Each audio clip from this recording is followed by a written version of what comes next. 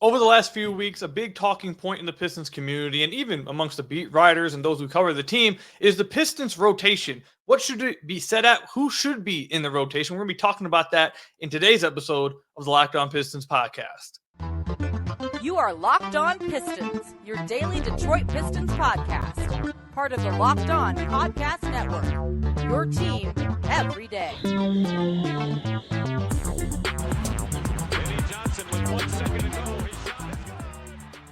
What's the deal? Welcome back to another episode of the Locked On Pistons podcast. Per usual, I'm your host, Kuka Hill. You can find me over on Twitter at Kuka Hill. I want to thank you guys for making Locked On Pistons your first listen of every single day. We are free and available on all your podcast platforms. If you haven't already, head to the YouTube channel at Locked On Pistons. Hit that subscribe button or leave us a 5-star review on whatever podcast platform you're listening to this on. That's another great way to support the podcast. I'm really excited about today's episode, and here's why.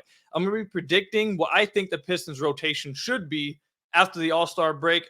Spoiler alert, it does not go deeper than 10 guys. I know Monty Williams may not like that. I know he likes going 11, 12 deep, even after saying himself maybe he shouldn't go 11, 12 deep, but I'm going to keep it 10 deep when I predict the rotation. The second segment, we'll talk about the importance of spacing, and we'll bring up some conversations and some points that I think are really, really important and really some cool stuff, some cool details. So stay tuned for that. And also later on in the podcast, we'll talk about two have to go. The majority of today's episode is inspired by all the questions you guys sent me. I asked people to send me questions over the last 24 hours. So not answering specific questions and shouting people out, but a lot of all three of these segments come from the questions you guys asked me. These are the three most asked questions or things that had to do with this. So that's where we get the idea of today's episode. So let's go ahead and get right into it. So over the last few weeks, like I said, the Pistons rotation has been a big talking point. It's even been today when I got to work, I pull my phone out, I go on Twitter, and I see that a Detroit Free Press writer, I believe it was Sean Windsor, wrote an article that said Monty Williams is stunning the Pistons, or what is it? Oh, Monty Williams lineup decisions are stunting the Pistons. I couldn't believe I saw one of the local, newspapers, one of these places criticizing Monty like that. But yeah, it's been a pretty big issue for the Pistons over the last few weeks, and we talked about in the last episode. It's just really confusing because even Monty himself has come out before games, after games, before practices, after practices. Like, he himself has been saying that the rotation should not be going deeper than 10. He himself has been saying that he shouldn't be playing as many guys. And then he goes out and plays a lot of guys. Like, he says things that, at times are right and then goes against them. And it's not like it's one of us saying it. He's saying it himself. So I said this a few weeks ago, I think in early January, that was one of the most puzzling things to me of the season so far, is that Monty will say something that most of us agree with and then do the complete opposite when it's game time. Like, it's just confusing. So, like I said, I will not be going 12 deep, 11 deep with the rotation. I'm going to go 10 deep, and one could argue that maybe the Pistons should go 9 deep, because playing your best players more is probably the best idea. That's usually how it goes. But we'll go 10 deep. So the starting lineup that I would go with here, I'm going to go with Cade, Ivy, Fontecchio, Asar, and Duren. That's the 5 I feel comfortable with right now. I've said this multiple times on the podcast. I say it nonstop. The main priority for the Detroit Pistons the rest of the year is finding out how well their core 4 can work out.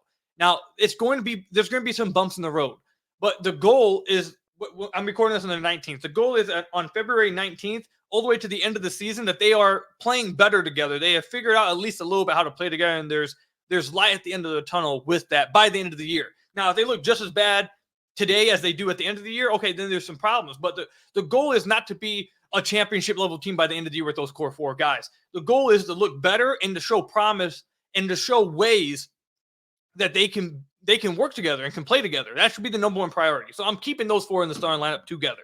And the guy I feel most comfortable playing with those guys to provide spacing is Fontecchio.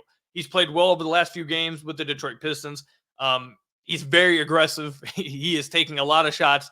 He is very aggressive. I don't even think he's shooting that great from beyond the arc, but he's aggressive. He's looking for a shot. I like his ability to attack closeouts. So I think he is the guy I'd go with to start next to Asar in the front court with Duren. So that's the starting five that I would go with. Now, the backup five, there's going to be two different answers I have here. If Isaiah Stewart is playing at all the rest of the year. Now, we haven't heard anything about whether he's going to get suspended or not for what happened before the game against the Phoenix Suns. For those of you guys who don't know, we're not going to dive into it. I don't really want to talk about it. But before the game against the Phoenix Suns, he was arrested for apparently punching Drew Eubanks after they both got face-to-face. And he apparently punched Drew Eubanks, and he got arrested for it. Now, he wasn't spending a night in jail or anything. He was let go. But I'm going to assume that he's going to get a suspension for that. Now, we haven't heard anything about it yet. I would be shocked if he didn't get a suspension for it. And I'd be shocked, to be honest, if he didn't get a pretty lengthy suspension. But let's just assume Stu is here. He's healthy, and he's in the rotation. He's playing. The five I would have backing up is Stu, Muscala, Grimes, and this is where it gets interesting. I would go Sasser, Milton, because I don't want Sasser to be the point guard. I want Sasser to be off the ball, and he can be on ball trying to score, but I don't want him being the one trying to run your offense. I don't believe that's what he can do. I don't think that's his strength. I think his strength is looking to get a bucket, looking to get to the rim, looking to get to his floater, looking to get those step back threes off and provide spacing. Like, I think that's what Sasser's role is, and that's what everyone likes about him. Everyone isn't in love with Sasser because he's great at running an offense. Everyone isn't in love with Sasser because he's a tremendous playmaker. Like, that's not his game. So if I can get a guard next to him to kind of run the offense and allow him to just focus on scoring, that's what I would do. Now, the other argument is to play Troy Brown Jr. And look, I'm interested in him. I think he's an interesting player, an interesting rotation player. But with the way the Pistons rotation is lined up, me personally, I don't think this is what Monty's going to do. I think he's going to have Troy Brown in there and not play Milton and play Sasser at point guard. I would not want to play Sasser at point guard. I'd put in Milton, and then Troy Brown will have to be the guy out. Or I could see Monty just taking out Muscala, running super small, and having Stu, Troy Brown, Grimes, Sasser, Milton. Like, I could see him going super small and doing something like that potentially. But if it was up to me, I would not put Sasser at point guard. I would bring in Milton and have Troy Brown fighting for minutes elsewhere. If Stu is out, I think you should be running Muscala at the 5, and then Grimes, Troy Brown Jr., Sasser, and Milton, which I think we have seen at least a few minutes of them together. We have seen them go super small with those 4 guys. Maybe not with Muscala, but we have seen them go with those 4 guys together before. So I think that's definitely an option. But at full strength, what I would do, I'd start with Cade, Ivy, Fontecchio, Asar, Duren, and then I'd go with Milton, Sasser, Grimes, Muscala, Stu. That's what I would do.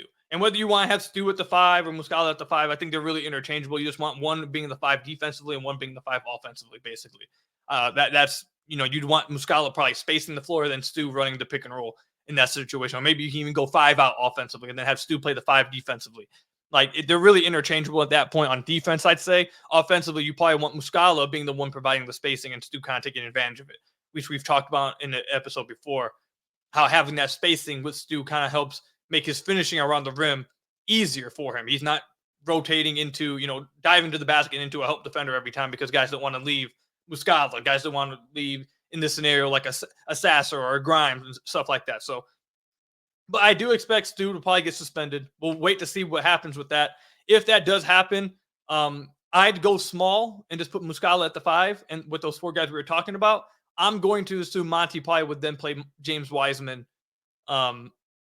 in place of Stu and either put Muscala at the 4 and then not play Milton and put Sasser at the point guard and have Grimes and Troy Brown. Or I could see him just go super small around James Wiseman and go Grimes, Brown Jr., Sasser, and Milton. Like, I could see that happening too. But yeah, that's my prediction of the rotation. What do you guys want to see the rotation look like? Do you guys want to see Sasser as the backup point guard, or would you guys rather see him just as, the microwave scoring guard off the bench? Let me know in the comment section down below or over on Twitter. Oh, also, you guys can let me know, do you guys agree with the starting lineup? Would you guys start Stu if he was here, if he's healthy, if he's available? Or would you guys continue to start Asar? Maybe you start Stu with Asar. Let me know what you guys think about all that. Comment section down below or over on Twitter at Kuka Hill. When we come back, this is a conversation that I think is going to be incredibly insightful, and I'm really looking forward to talking about it. I love this kind of stuff. I think it's super important, especially for a team like the Detroit Pistons. Maybe not other teams, not as much other teams, but especially teams like the Pistons I think this is an incredibly important segment. I'm really, really excited to talk about it. So stay tuned for that coming up. Grammarly is your AI writing partner to help you communicate more effectively and efficiently so you can make a bigger impact at work. A lot of you guys who were following me before the podcast, before I took over Locked On Pistons, know that I was the site expert at Piston Powered. I wrote at Detroit Bad Boys. I was a writer before I did this. And of course, I absolutely had to have Grammarly installed on my PC. It makes life super easy. Instead of having to go throughout the articles myself and try to find every single spot, Grammarly makes it super easy for me. It highlights it in red, makes it super easy. Anything you have to change, it was absolutely a lifesaver for me. If you're writing at all, if you're writing articles, if you're doing anything, if you're writing projects, essays, anything like that, Grammarly is a must for you. 96% of Grammarly users report that it helps them craft more impactful writing. By understanding your writing in context, Grammarly provides relevant, personalized suggestions. Their tone suggestions help you navigate even the most difficult conversations. Make a bigger impact at work with Grammarly. Sign up and download for free at Grammarly.com/podcast. That's GRAMMARLY.com/podcast. Easier said, done.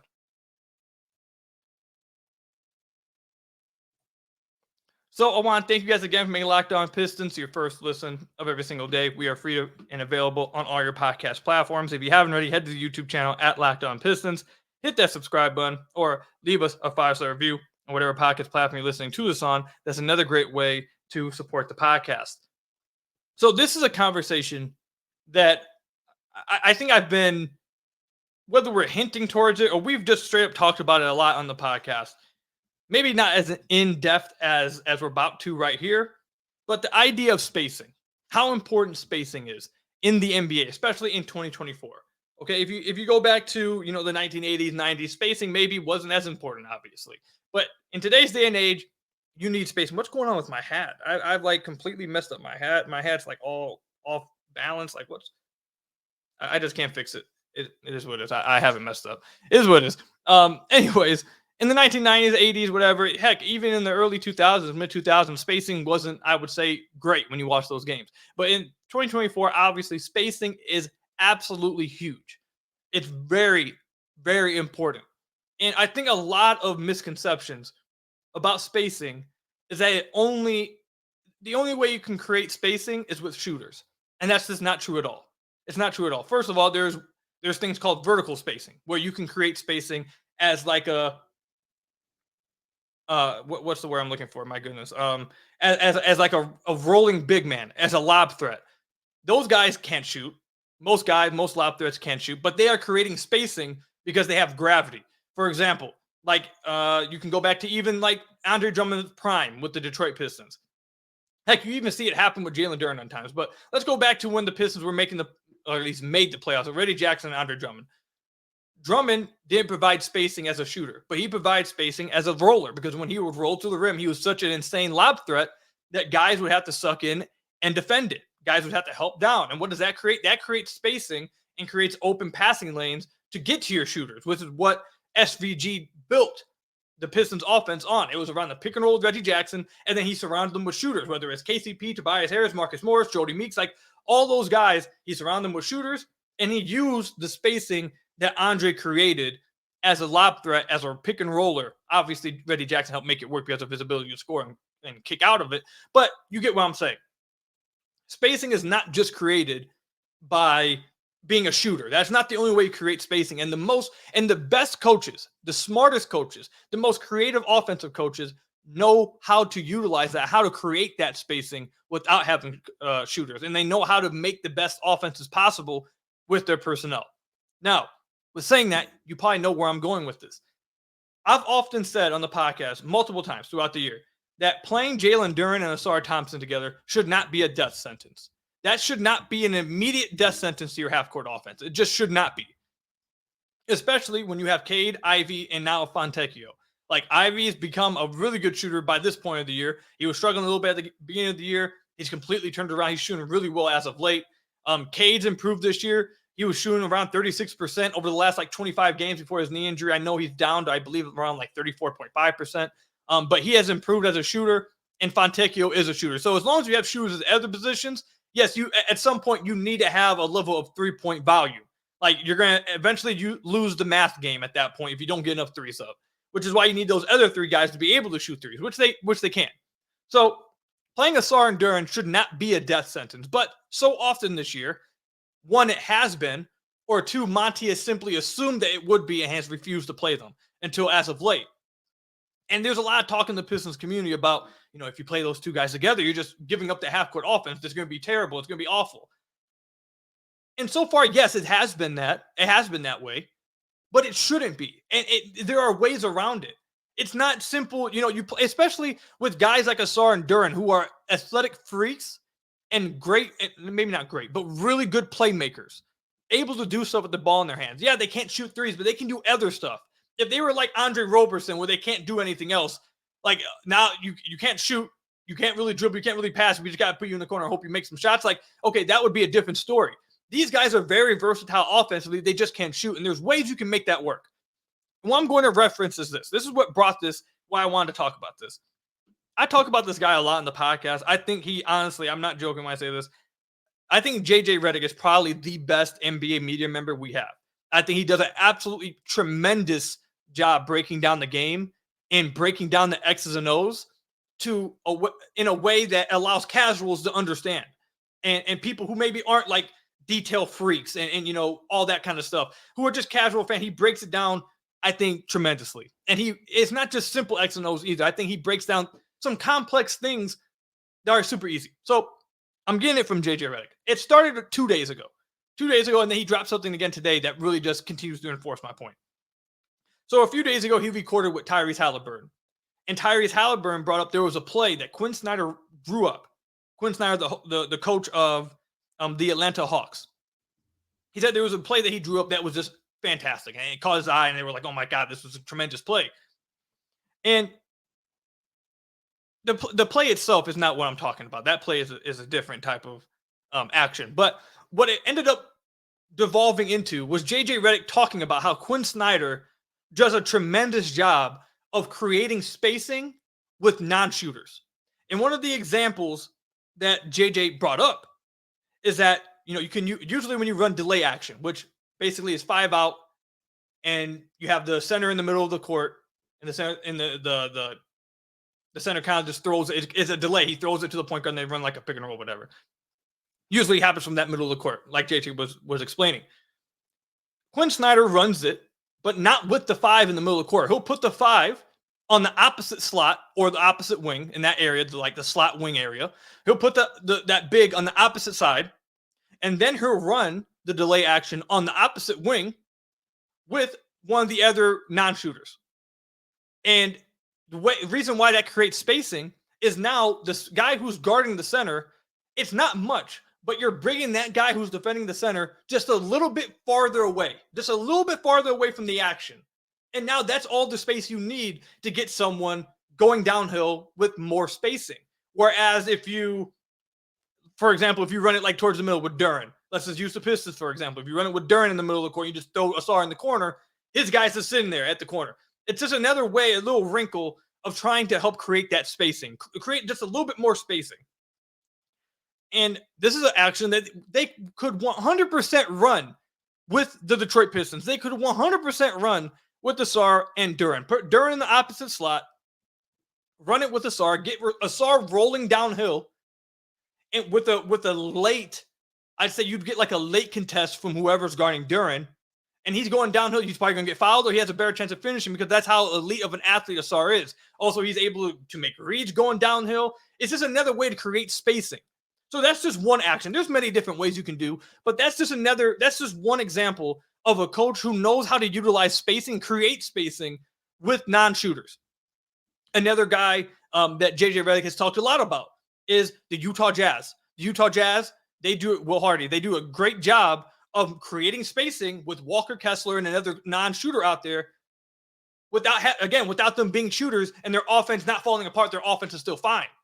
They run different type of actions. So that's first. And then second, today, he dropped an episode with the Dunker Spot guys, with his Nekias Duncan and Steve Jones. Both those guys are tremendous as well. And they were talking about the New Orleans Pelicans.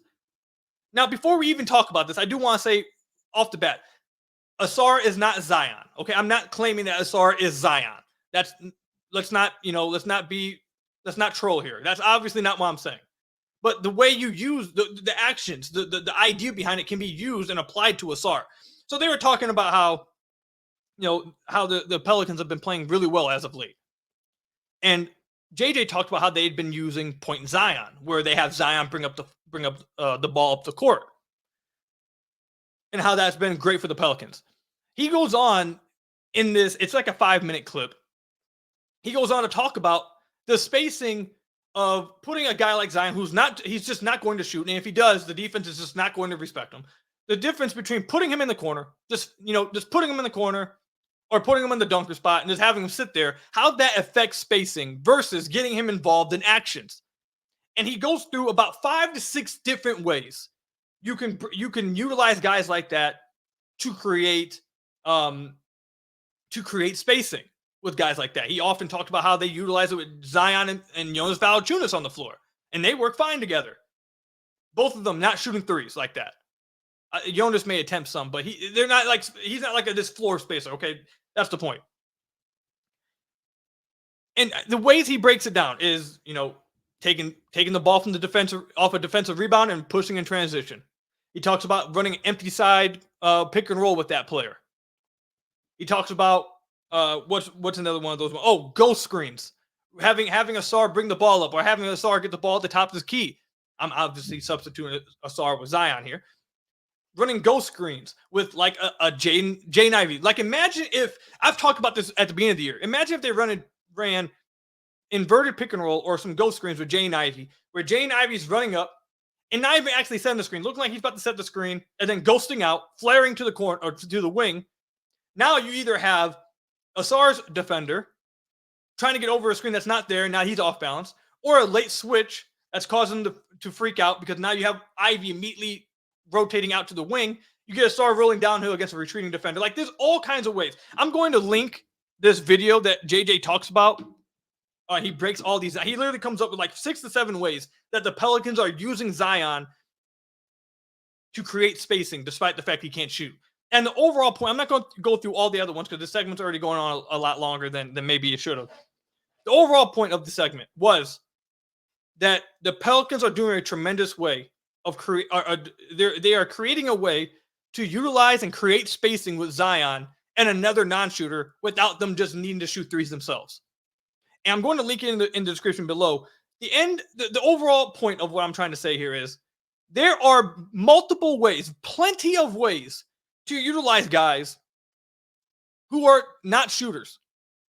Again, like I said, if you are Andre Roberson, where you can't do anything else offensively, that is a huge problem. You have to be able to shoot that.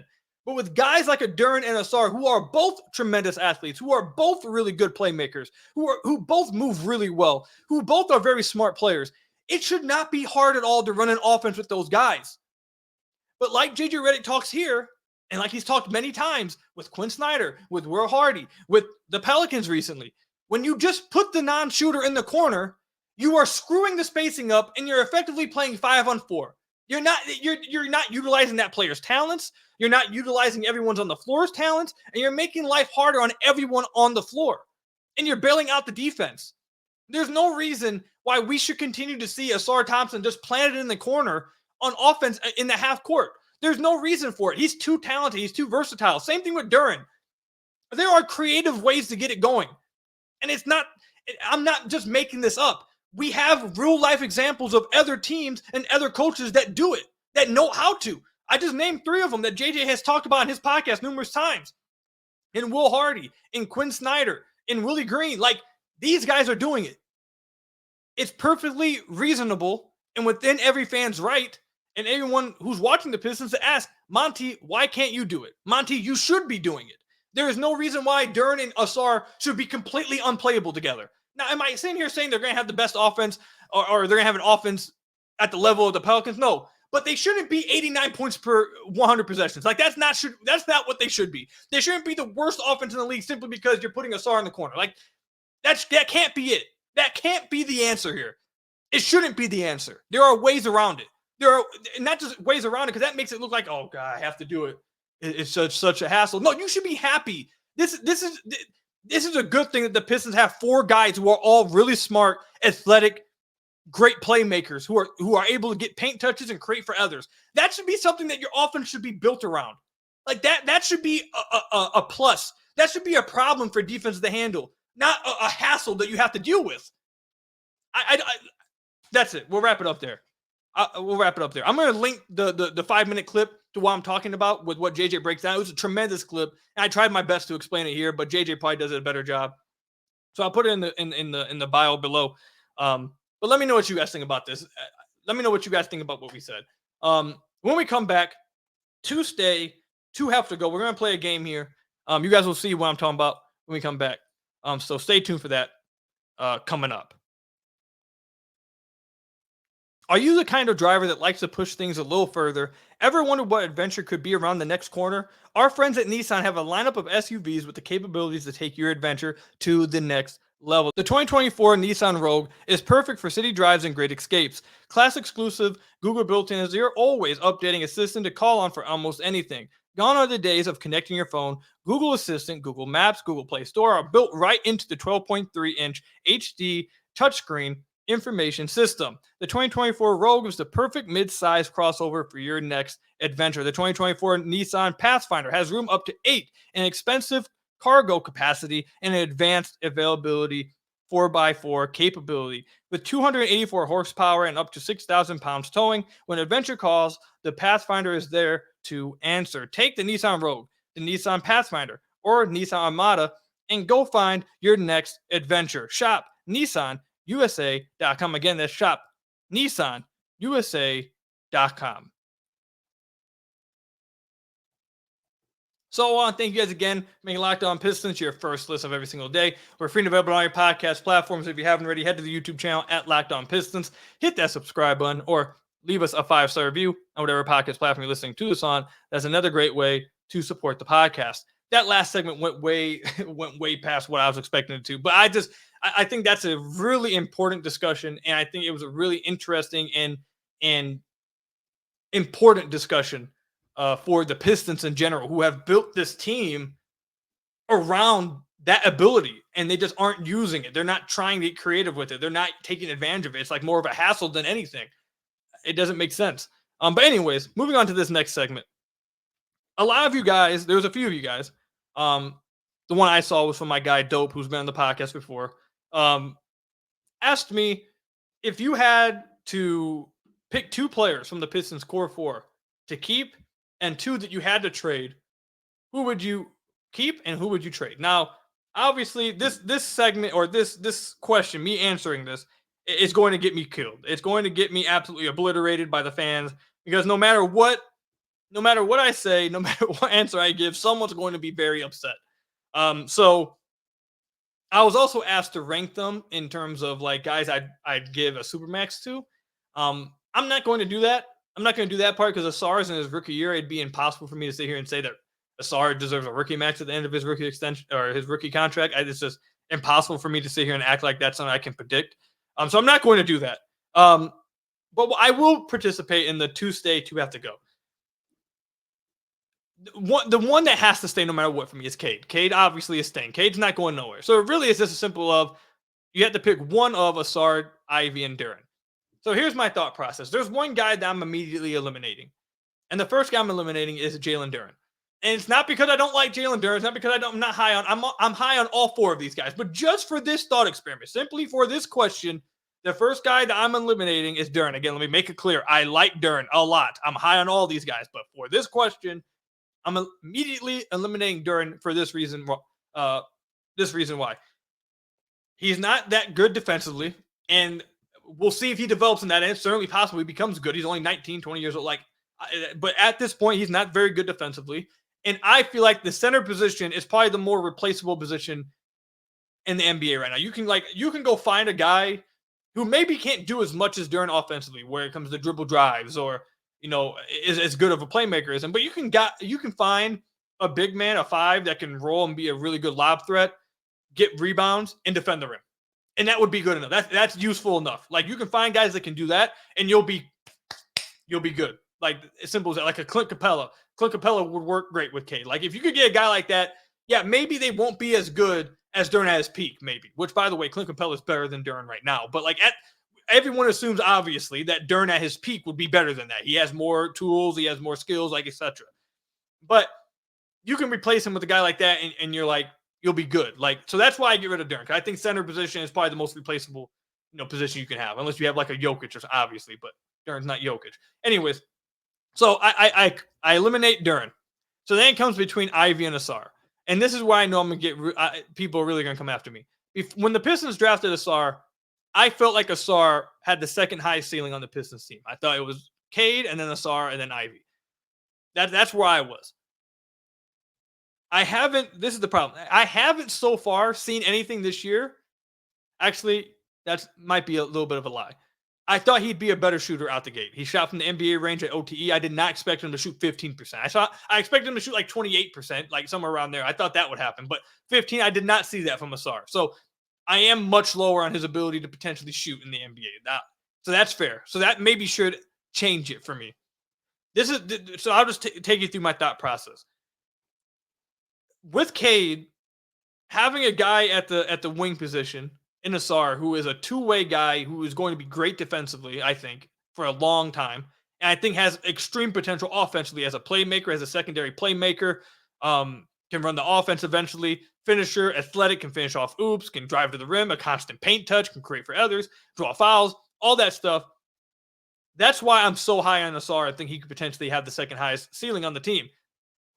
Now, when you verse that with Ivy, Ivy is also an automatic paint touch. Ivy is also really good at creating. I think Ivy and I don't know who the edge I'd give to playmaking wise. I think Asar has a higher playmaking ceiling, but maybe Ivy has him right now. But I think Asar has a higher playmaking ceiling. Either way, they both can play, make, and kick out on drives. That's basically my point.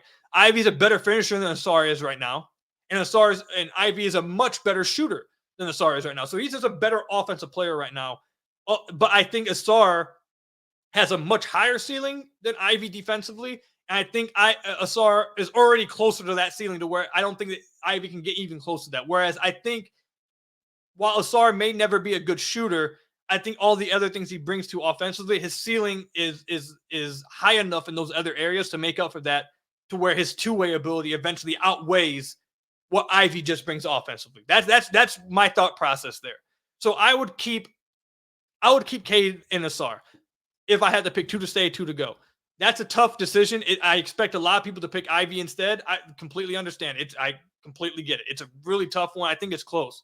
But like I said, when they drafted Asar, that's where my evaluation was at that. And the shooting is a pretty big deal, which is why I had to reconsider. But there hasn't been much else that swayed me off my original ceiling of Asar, what I think he could be long term. So I'm going to stick with it right now.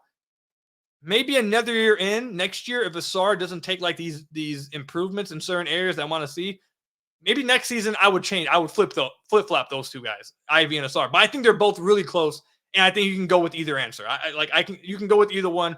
Just me personally, I was really high on Asar pre-draft, and I haven't seen enough to make me move off of that so far through the season, if you get what I'm saying. So that would be my answer there. But again, like I said, it's really close. I don't blame anyone for picking Ivy instead. Like Ivy's really good too, like really good. So that's all I've got for you guys today. Thank you guys for making Locked On Pistons your first listen of every single day. Free and available on all podcast platforms. Hit that subscribe button to the YouTube channel. Leave us a 5-star review, whatever podcast platform you're listening to this on. And until next time, I will see you guys later. Stay safe out there. Until next time, peace out.